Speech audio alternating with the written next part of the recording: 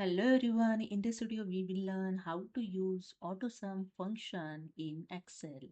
So let's start this in my Excel and here you can see I have purchase data.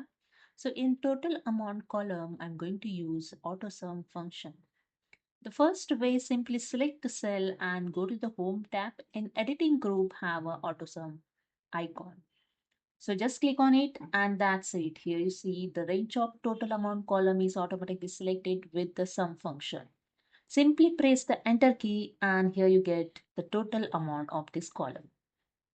Okay, so I just remove it and I show you the second way. Simply select the cell and go to the formulas tab. In function library have a autosum option. Just click on this and select the sum function and press the enter key. And that's it. Here you see the sum amount is get. The third way is use the shortcut key Alt is equal to.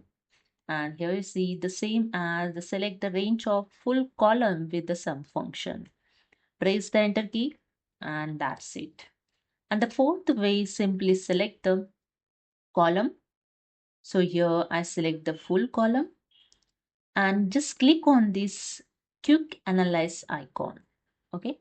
After that, click on the total tab and click on the sum. That's it. Here see the sum amount is get.